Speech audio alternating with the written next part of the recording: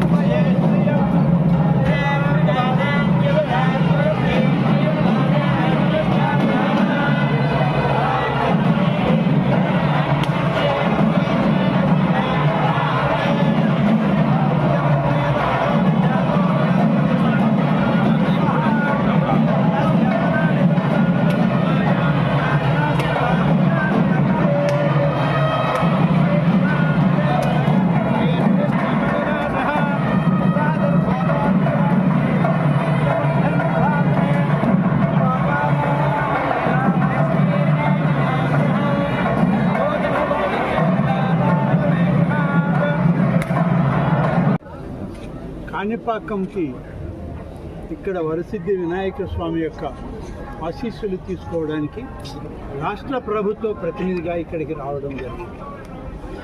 గౌరవ ముఖ్యమంత్రి గారు శ్రీ నారా చంద్రబాబు నాయుడు గారు అత్యంత ప్రతిష్టాత్మకంగా హిందూ ఆలయాలలో జరిగేటువంటి పూజా కైంకర్యాలని ప్రత్యక్షంగా ప్రతి ఆలయంలో జరిగేటువంటి దాన్ని ఆయన పర్యవేక్షిస్తూ మరీ ముఖ్యంగా ఇటువంటి బ్రహ్మోత్సవాల టైంలో ఆలయాలకి తను లేకపోతే తను మంత్రివర్గ సహచరుల్ని పంపి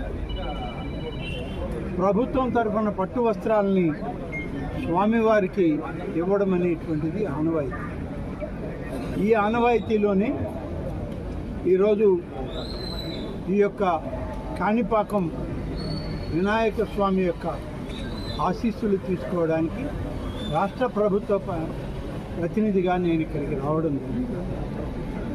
గడిచిన సంవత్సరం కూడా నాకే అవకాశం ఉండింది, కానీ కృష్ణానది పరివాహక ప్రాంతంలో వచ్చినటువంటి వరద బీభత్సంలో ఆనాడు మేమందరం అక్కడే ఉండిపోవడంతో స్థానిక శాసనసభ్యుల్ని అధికార యంత్రాంగాన్ని ఇక్కడికి వచ్చి పట్టు వస్త్రాలు ఇవ్వమని చెప్పి ప్రభుత్వం నుంచి ఆదేశాలు ఇచ్చారు. మరి ఈ సంవత్సరం పూర్తి స్థాయిలో ఈ ఉత్సవాల్లో పాల్గొనడానికి నేను ఇక్కడికి రావడం, స్వామివారికి ప్రభుత్వ లాంఛనంగా ఇచ్చేటువంటి పట్టు వస్త్రాలని స్వామికి సమర్పించడం జరిగింది. ఈరోజు స్వామివారి యొక్క ఆశీస్సులు ఆంధ్ర రాష్ట్ర ప్రజానీకానికి, హిందూ ధర్మాన్ని ఆచరించేటువంటి ప్రతి కుటుంబానికి విఘ్నేశ్వరుని యొక్క ఆశీస్సులు ఉండాలని, ఎటువంటి విఘ్నాలు లేనటువంటి సమాజ స్థాపన జరగాలి, అన్ని విధాలా ఈ రాష్ట్రం సర్వతోముఖాభివృద్ధిని సాధించాలని చెప్పి ఆ యొక్క వినాయక స్వామి వారిని అందరం కలిసి వేడుకోవడం. వచ్చినటువంటి సందర్భంలో స్వామివారి ఆశీస్సులతోటి ఈరోజు ఇక్కడ నిర్మాణం చేసినటువంటి ఈ యొక్క అన్నప్రసాద ఈ యొక్క హాల్ని దాదాపు 4 కోట్ల రూపాయలతో ఇప్పటికే దాన్ని అభివృద్ధి చేయడం జరిగింది. గతంలో ఈ అన్నప్రసాదం జరిగేటువంటి ఈ ప్రాంతంలో కేవలం రోజుకి 2500 మాత్రమే ఇందులో ఈ యొక్క అన్నప్రసాద వితరణ జరిగేది. ఈరోజు ఈ నూతన భవనం, నూతనంగా ఏర్పాటు చేసినటువంటి వంటశాల ఇవన్నీ కూడా మెకనైజ్డ్ పద్ధతిలో ఉండాలి అనేటువంటిది ముఖ్యమంత్రి గారు ఇచ్చిన ఆశీస్సులతో వారిచ్చిన ఆదేశాలను అమలు పరుస్తూ దాదాపు 4 కోట్ల రూపాయల పైచలకు అయ్యేటువంటి ఈ కార్యక్రమాన్ని ఇవాళ ప్రారంభించడం జరిగింది. ఇదే కాదు, చిత్తూరు జిల్లాలో ముఖ్యమంత్రి గారి ఆదేశాలతో అనేక ఆలయాలకి రాష్ట్ర ప్రభుత్వం, కేంద్ర ప్రభుత్వం, దేవాదాయ శాఖ అనేక మంది సంస్థలు కూడా, వాలంటరీ ఆర్గనైజేషన్స్ కూడా ముందుకొచ్చి ఆలయాల పునర్నిర్మాణ కార్యక్రమంలో పాల్గొంటున్నారు.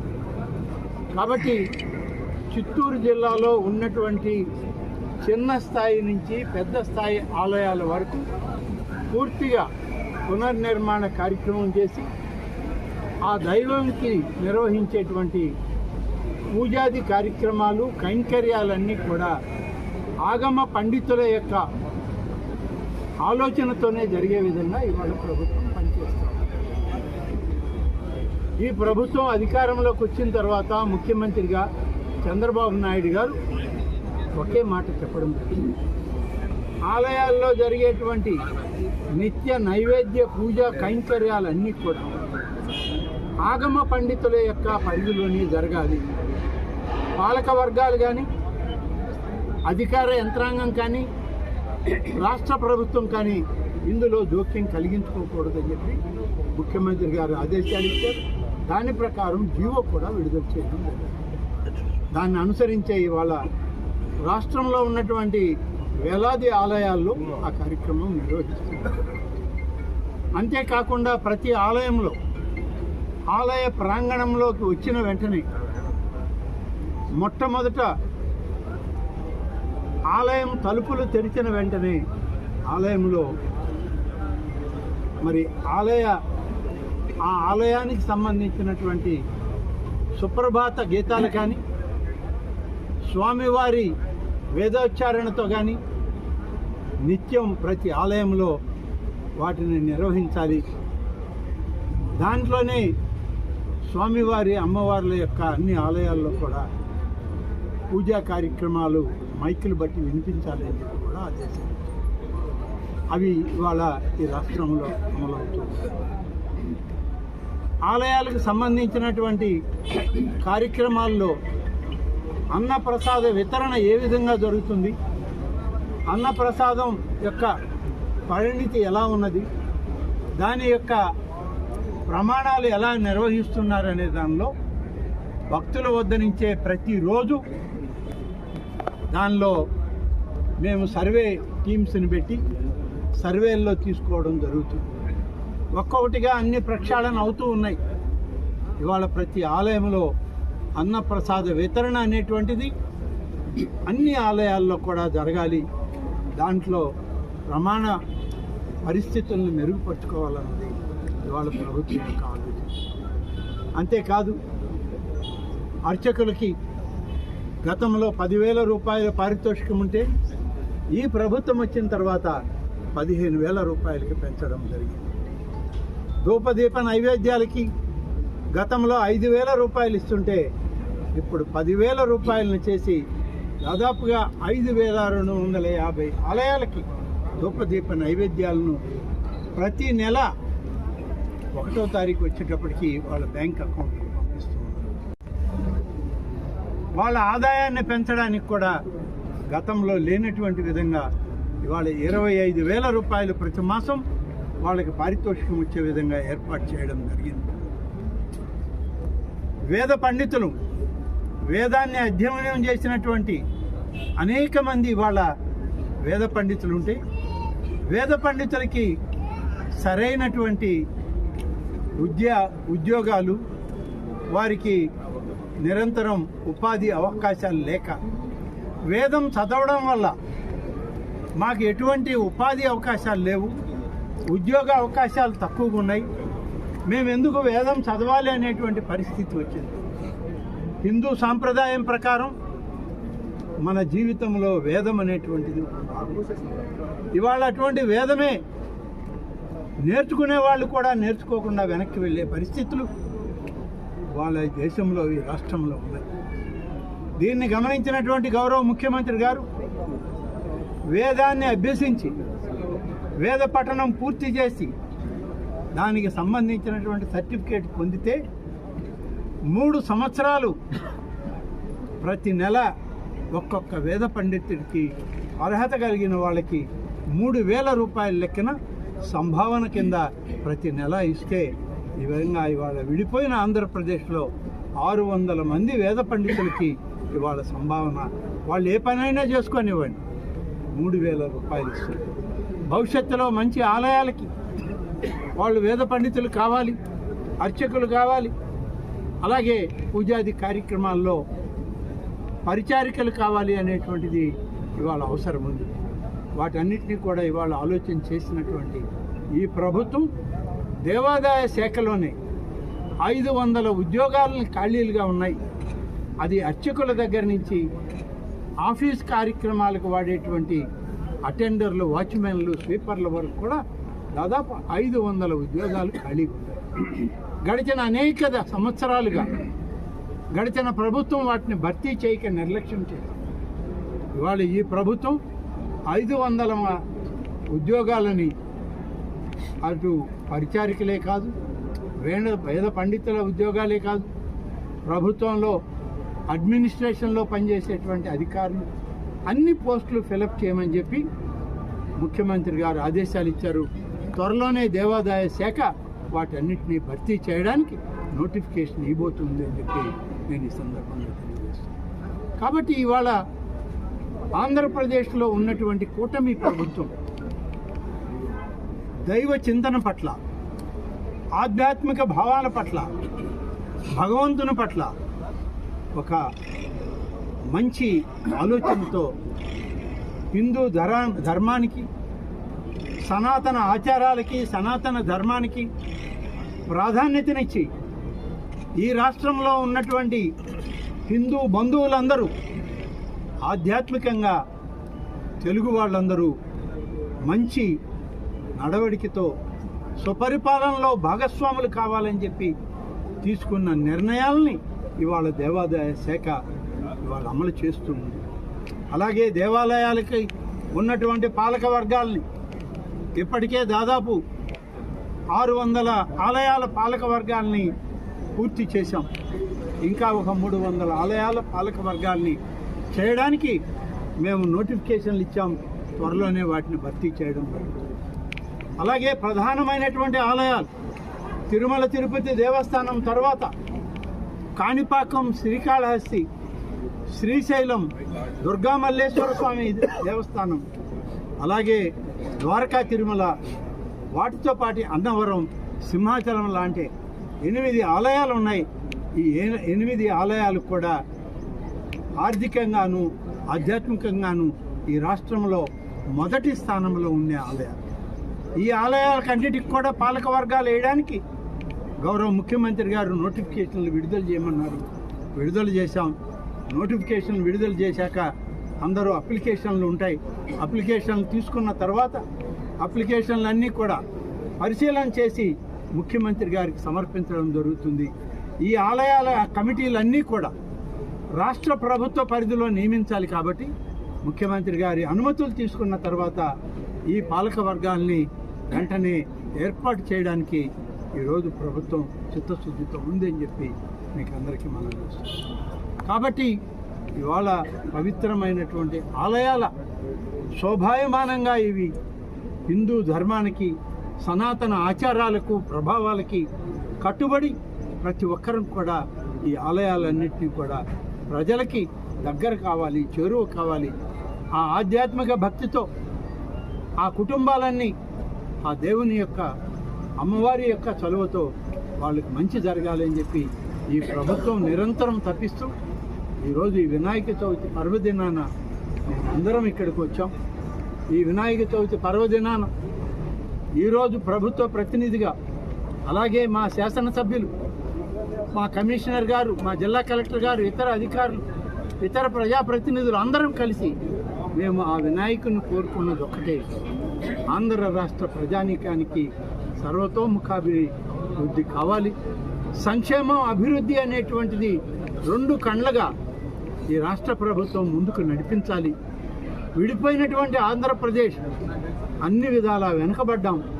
ఇవాళ ముందడుగు వేసేదానికి ఎటువంటి విఘ్నాలు లేకుండా మమ్మల్ని ఆశీర్వదించి దీవించి ముందుకు నడిపించు తండ్రి అని కాణిపాక వినాయక స్వామిని రాష్ట్ర ప్రభుత్వం తరఫున, ప్రజల తరఫున, ముఖ్యమంత్రి గారి తరఫున మేమందరం వేడుకోవడం జరిగింది. స్వామివారి ఆశీస్సులు నిండుగా మెండుగా ఈ రాష్ట్ర ప్రజలకి దక్కాలని చెప్పి కోరుకుంటూ నేను ఈనాడు ఈ ప్రయత్నంలో మీ అందరి దగ్గర సెలవు తీసుకుంటాను. జై. ఒక చిన్న విషయం సార్, పాఠశాలని ఇక్కడ ప్రారంభించడం జరుగుతుంది. ముఖ్యమంత్రి గారి ఆశీస్సులు ఇప్పటికే ప్రతిపాదనలు మాకు చేరాయి. లోపల అన్నప్రసాదంలో జరిగేటప్పుడే మా కమిషనర్ గారు, శాసనసభ్యులు, జిల్లా కలెక్టర్ గారు అందరూ కూడా చెప్పడం జరిగింది. వేదిక యూనివర్సిటీ ఉంది ఆంధ్రప్రదేశ్లో. వేదిక యూనివర్సిటీ యొక్క అనుమతులు తీసుకొని ఇక్కడ వేద పాఠశాలను ప్రారంభించడానికి ఈ యొక్క కాణిపాకం దేవస్థానం యొక్క అనుమతులు, దేవాదాయ శాఖ అనుమతులతో వేద పాఠశాలను ప్రారంభించడం జరుగుతుంది. ప్రభుత్వ భూములు దేవాదాయ శాఖ ద్వారా ఆలయాలకు తీసుకోవడం జరుగుతుంది. కొంతమంది ప్రైవేటు వ్యక్తుల యొక్క భూములు కూడా అక్కడ ఉన్నటువంటి సమస్యలు, ఆ ఆలయ పరిస్థితులను బట్టి అభివృద్ధి చేయాలన్నప్పుడు కొంత భూమిని సేకరించాల్సిన అవసరం ఉంది. ఆ భూసేకరణలో భాగంగా ఆనాడు మీరు చెప్పిన 20 కానీ, వారు చెప్పేటువంటి 48 ఎకరాలు కానీ, ఇవన్నీ కూడా ఈ ఆలయానికి సంబంధించి ఏర్పడి ఉంటాయి. ఇది ఒక రోజులో వచ్చింది కాదు, దశాబ్దాలుగా జరిగేటువంటి ప్రక్రియ. ముందు భవిష్యత్తులో కూడా ఆలయం, ఈ ప్రాంగణం, ఈ ప్రాంతం పెరిగే కొంది ఇంకా భూములు అవసరమైతే తీసుకోవడం కూడా జరుగుతుంది. జరగదు అని నేను అనట్లేదు. జరిగే సందర్భంలో అప్పుడు ఉన్నటువంటి జిల్లా అధికార యంత్రాంగం ఏ ప్రతిపాదనలు అయితే రాష్ట్ర ప్రభుత్వానికి ఇస్తుందో ఆ ప్రతిపాదనలకు అనుగుణంగానే ఇక్కడ జరగాల్సిన కార్యక్రమాలకి రాష్ట్ర ప్రభుత్వం నిర్ణయాలు తీసుకుంది. ఒకసారి నిర్ణయం తీసుకున్న తర్వాత ఇంకా ఎక్కడైనా లోటుపాట్లుంటే, ఇవాళ మా దేవాదాయ శాఖ కమిషనర్ ఇక్కడే ఉన్నారు, మా జిల్లా కలెక్టర్ గారు ఉన్నారు, ఈఓ గారు ఉన్నారు, మా శాసనసభ్యులు ఉన్నారు. వారి నలుగురికి కూడా నేను విజ్ఞప్తి చేసి ఇక్కడ దీన్ని ఇంకా మెరుగుపరచడానికి మేము ఏదైనా చేయాల్సింది, ప్రభుత్వం నుంచి ఇవ్వాల్సింది ఉంటే తప్పకుండా ఇక్కడ భూమిని ఇచ్చినటువంటి పేద వర్గాల ప్రజలకి న్యాయం చేయమని చెప్తాం. తప్పకుండా చర్యలు తీసుకోవాలి. ఇంకోటి సార్,